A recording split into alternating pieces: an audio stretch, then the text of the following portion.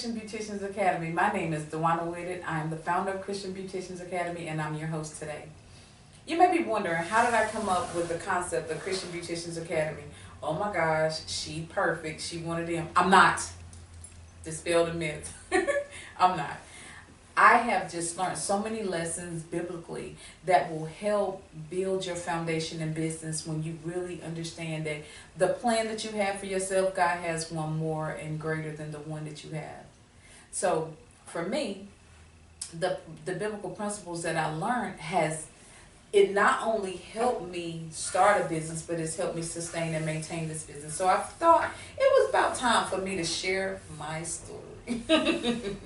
So again, how do you start a business when faith is all you got?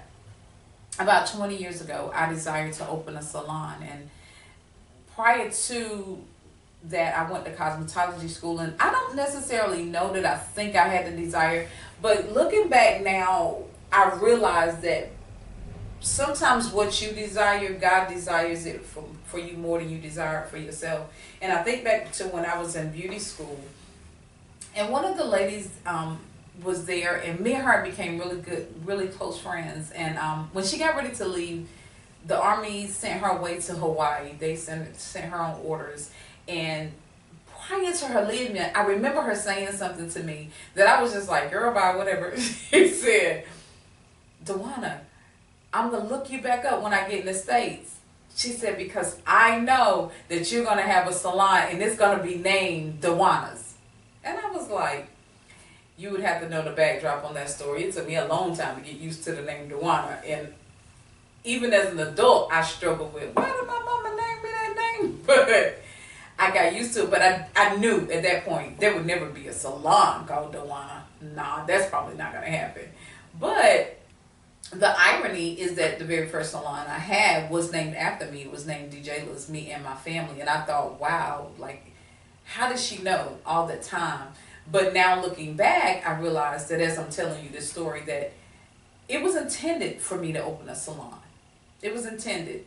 So one of the three things I want to leave with you today is that in order for you to start a business and do what God has called you to do, you have to have three things that I think is like a magic equation for you to start it, and all you need is the faith.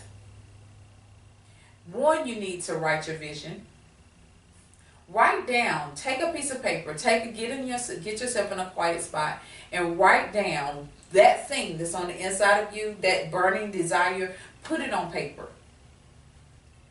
Two, you have to have faith.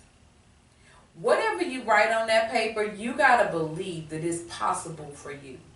That was the biggest thing for me, is that I had to believe in what it was that I wrote, that those things were possible for me. And then the third thing was getting into congruency, meaning getting into a place where I was exactly aligned with what God had called for me to do. Because when you're exactly aligned with what He's called for you to do, it's like a bombshell equation. Like after the equal sign, it's like bombshell, boom, boom, boom, goes off, because everything is in alignment and it's going to work. So let me tell you, you might be saying to yourself, okay, but Dewana, that's not telling me how to do it when faith is all I got.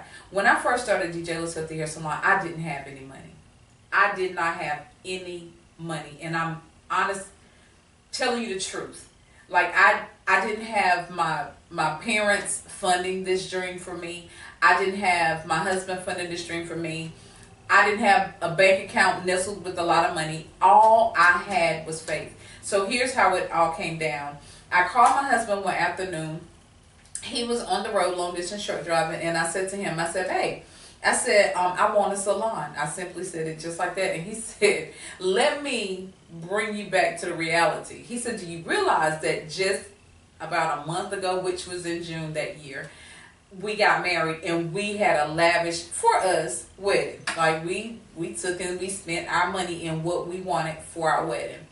And here we are in July, and he's like, you asking me now for a salon? He said, do you realize that when we left the reception, we sat in the car like opening envelopes going, how much is in that one? How much is in that one? Because that's what we were going to use to go on a honeymoon. And if there was nothing in the envelope, we weren't going to be able to do it. And so that's how we went on our honeymoon. So here I am at the end of July, and we're still trying to recoup, catch up some things, and put some things in place, and trying to get back a stable financial place for us. And I tell him, I want a salon. Yeah. You could see how I would get the crickets at that point. But nevertheless, that's what I told him. But I did not understand that what I was wanting at that time for myself was what also that God was wanting for me. Like, I had no clue. So what happened was, after I told him that, I had, excuse me, I went on search. I started looking at buildings and things of that nature, and started really, really thinking about a building, thinking about a salon.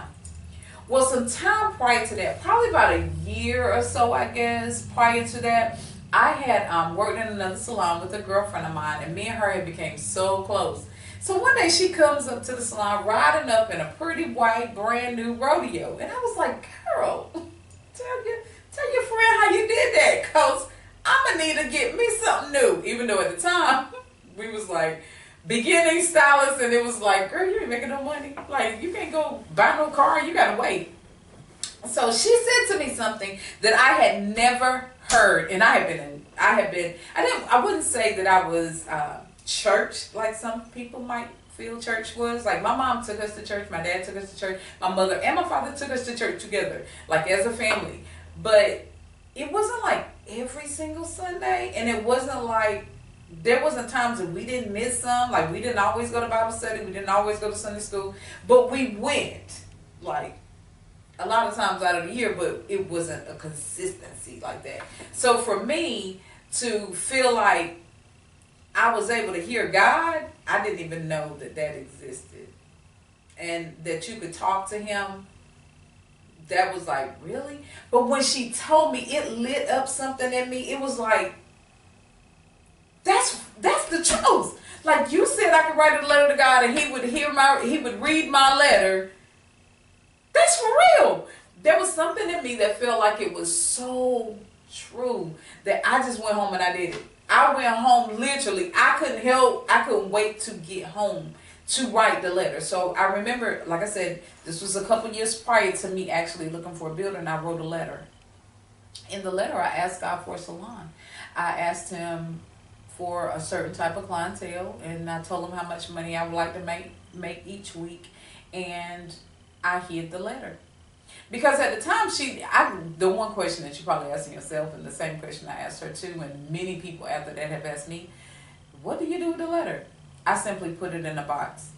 She said that you could put it in a box. She said that you could like throw it away and forget about it and just watch as it unfolds. Well, I'm not like that. I want to be able to have a point of reference. And so my point of reference was to be able to look back at the letter and be able to see that what I had asked for, it was done. And so I kept the letter. So when I started looking for this building, it just brought back to my memory that I had wrote a letter, and I still didn't at that time go look for it. But I kept looking for the building, and then one day I was sitting at home. I don't remember what I was doing. That is vague. It's like vague to me. I don't remember what I was doing prior to it. I just know that I laid on the bed, and when I laid on the bed, I heard a voice say, go tell the man what you do. Well, while I was looking for the building, I actually had stopped at a building that I had been looking at for the longest, saying to myself, oh, that would be a beautiful salon for somebody. That would be a beautiful salon for somebody. This particular day I stopped, and when I stopped, here I am at this building that the father, the owner of the place, says, oh, I'm going to tell my son you'll be back because you're going home to pray about this. And I was like, well, wait. I didn't say that I was going to pray about anything because this is not where I'm at in my like. Don't get me wrong. I'm saying the Our Father prayer to God, but I'm not feeling like I'm talking to Him and He's talking to me type of thing. But this man is for sure that I'm talking to God and that all I'm going to do is go home and talk to Him about it and I'll be back. So I leave him. And some weeks later, I'm laying on the bed and I hear a voice say, "Go tell the man what you can do." And I'm sitting here like, let me talk to my husband first. So I call him up and I tell him that I want a salon. And he's like, "Okay, look, we can't do it now, but maybe next year, like January next year, we can think about it." And so I was like, "Okay, but I'm hearing this voice." And I can't tell him that I'm hearing this voice because I don't want him to think I've been, lost it up here. But I had already heard the voice, and so when I hung up with him, I knew what I was getting ready to do. I got my little white shirt on, I got my little black skirt on, and I got me a briefcase, and I said, I'm going to tell the man what I could do, because it was something that, it was a peace within me that knew that when I heard go tell him what I could do, I really could go tell him what I could do, and it was going to work.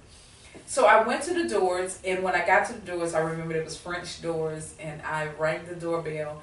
And as I stood there, I looked towards heaven with my briefcase in my hand, and I said, "Lord, if this is you, you're going to have to show up." And walked on in as they opened the door. When they opened the door, I realized something. I realized that it was almost as if God had opened the door for me.